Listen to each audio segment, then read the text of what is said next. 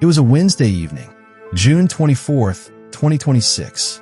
Millions of Venezuelans were at home with their families, celebrating a national holiday, a day marking an 1821 military victory that had secured their country's independence from Spain. Then, at 5:52 in the afternoon, the ground moved at a magnitude 7.2 earthquake, one of the most powerful earthquakes Venezuela had experienced in over a century. Walls cracked, ceilings collapsed, people screamed and ran for doorways and stairwells. Terrifying, but it was not the main event. 39 seconds later, just 39 seconds, the ground moved again. Stronger, a magnitude 7.5 earthquake, the real one. And in that 39-second gap, every person in Venezuela who had survived the first quake was now mid-evacuation, stumbling down already cracked staircases, ducking under already weakened door frames, standing on streets beneath already damaged buildings. The second earthquake found them exactly where they should not have been. What happened in Venezuela on June 24th was not just a powerful earthquake. It was one of the rarest seismic events on Earth, a phenomenon called a doublet earthquake. And today, we are going to understand it completely.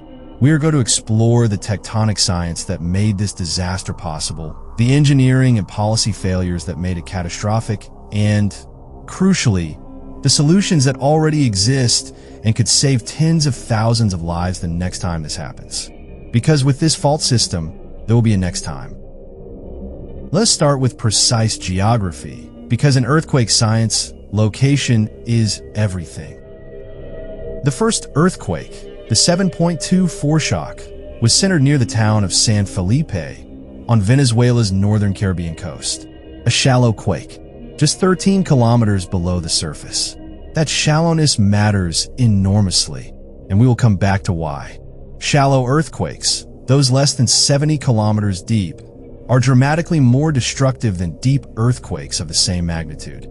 The shallower the rupture, the less distance seismic energy has to dissipate before reaching the surface and the buildings above it. 39 seconds later, the 7.5 main shock struck near the nearby town of Yamar, overlapping almost the exact same fault segment. The USGS immediately classified this as a doublet. One foreshock followed in rapid succession by a more powerful main shock. The energy released by these two earthquakes was staggering. The shaking was felt across an area so vast, it is difficult to comprehend. In Colombia to the west, people ran into the streets. In Trinidad and Tobago to the east, buildings swayed. And most astonishingly, in Brazil's Amazon, nearly 1,700 kilometers from the epicenter, buildings were evacuated as a precaution. That is approximately the distance from London to Istanbul, from one seismic event.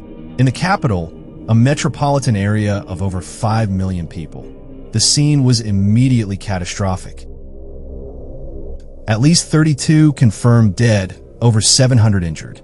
But the USGS's initial modeling estimated the final toll could reach between 10,000 and 100,000 as rescue teams reached neighborhoods still cut off from communication. Acting President Delcy Rodriguez declared a national state of emergency. Metro services, railways, and Maiquetía International Airport were all suspended. Health workers were ordered to report to hospitals immediately. Schools were converted to emergency shelters. So, how does this happen? Why here? Why this fault? And why two earthquakes in 39 seconds? To answer that, we need to go underground, and we need to go back in time. Venezuela sits at one of the most geologically complex and actively dangerous boundaries on Earth, the junction between the Caribbean plate and the South American plate.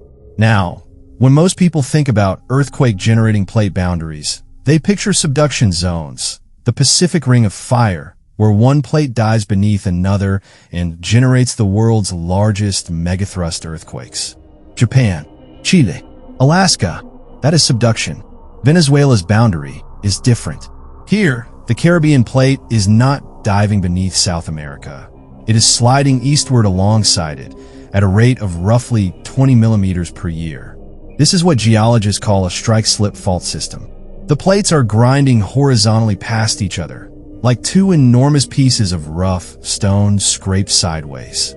The two main fault structures responsible for June 24th's earthquakes are the El Pilar Fault and the Osancon Fault System, ancient geological features running east-west along Venezuela's entire northern coastline. For centuries, stress has been accumulating along these faults as the plates grind past each other.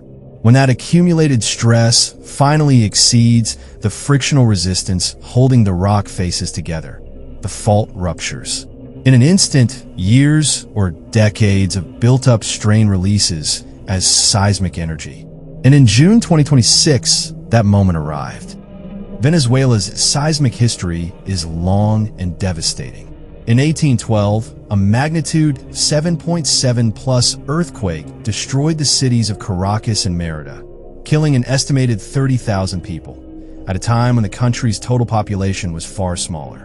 In 1967, a magnitude 6.3 earthquake killed 235 people in Caracas.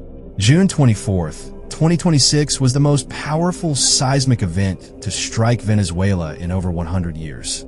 Solution: seismic hazard mapping. Nations can create and regularly update detailed national seismic hazard maps, identifying precisely which zones face which levels of risk, how likely a given magnitude event is in a given time frame.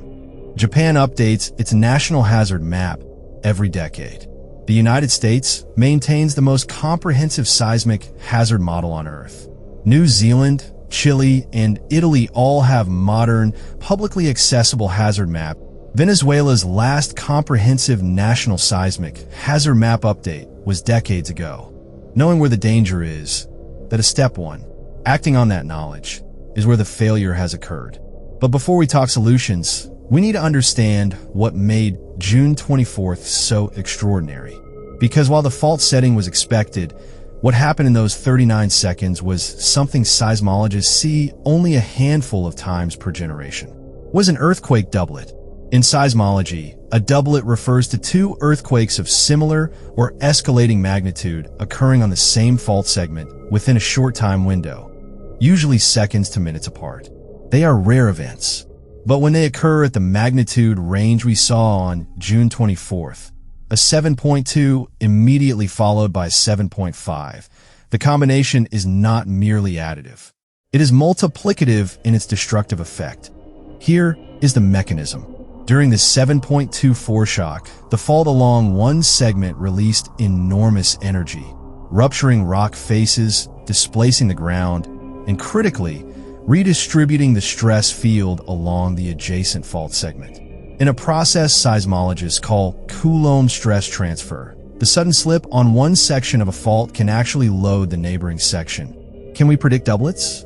The honest, science-based answer is, not yet. We cannot predict individual earthquakes with the precision needed for public warnings. We cannot know in real time that a 7.2 will be followed by a 7.5 in 39 seconds. We do not need to predict doublets to dramatically reduce their death toll. We need early warning systems, EWS. Every earthquake generates two types of seismic waves. P waves, primary waves, travel fastest, outpacing the shaking itself, but carry little destructive energy. S waves, secondary waves, travel slower but carry the vast majority of the ground-shaking energy that collapses buildings.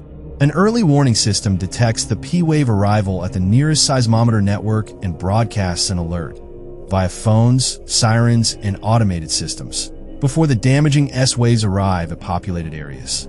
Mexico's Seismic system routinely gives Mexico City 60 to 90 seconds of warning before major earthquakes from the Guerrero coast.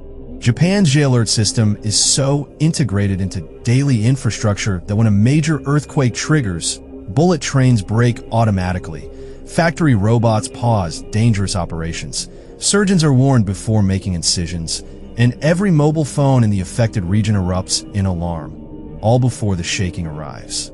In Caracas, 160 kilometers from the June 24th epicenter, an effective EWS could have provided 20 to 40 seconds of warning before the S-wave arrival. 20 seconds is enough to drop and take cover.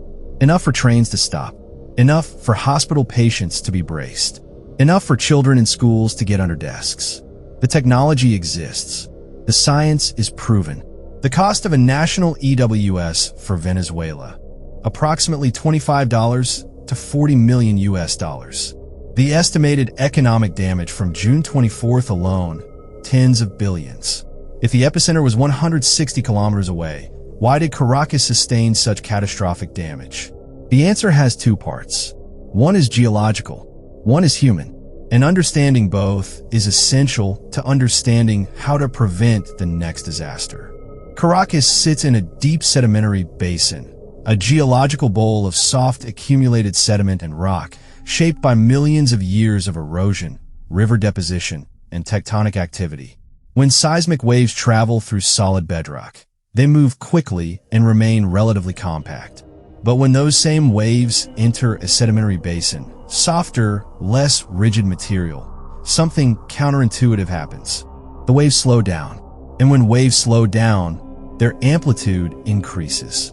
Caracas's basin was acting like a seismic amplifier on June 24th. Solution: the technology of base isolation, placing buildings on flexible bearings that allow the structure to move independently of the ground beneath it, is now standard in Japan for hospitals, schools, and critical infrastructure. It demonstrably works. For Caracas, the priorities are clear. First, a national survey to identify the most vulnerable pre-1970s concrete structures. Second, mandatory retrofitting for schools, hospitals, and public buildings. Third, financial mechanisms, loans, subsidies, or insurance incentives to enable residential retrofitting at scale. This is not a small undertaking, but it is a finite one, and it is the single largest lever available for reducing casualties in the next major earthquake. Shortly after the earthquakes, millions of people across the Caribbean received something that amplified an already terrifying evening: a tsunami advisory. Why was the advisory issued? And should have been. A tsunami is generated when the seafloor undergoes sudden, large-scale vertical displacement, essentially pushing or dropping an enormous column of water. That displaced water then propagates outward as a series of long wavelength waves, traveling at the speed of a commercial aircraft across the open ocean before slowing and towering as they approach shallow coastal areas. Strike-slip earthquakes, where plates move horizontally past each other, generate less vertical seafloor displacement than subduction zone megathrust earthquakes, and therefore pose somewhat lower tsunami risk at equivalent magnitudes. Venezuela sits on one of the world's most active tectonic boundaries. The Caribbean plate is still moving. The El Pilar and Océancon fault systems are still accumulating stress. June 24th, 2026 was not an anomaly in Venezuela's geological history. It was a continuation of it, and it will not be the last chapter. If this video helped you understand what happened and why, please share it. An informed public creates pressure on governments to prioritize preparedness. That pressure is one of the most powerful forces we have. Drop a comment below. Which part of the science surprised you most? Was it the doublet mechanism, basin amplification, the early warning system economics? I read every comment, and they help me understand what you want to learn more about. Stay curious. Stay prepared. See you in the next one.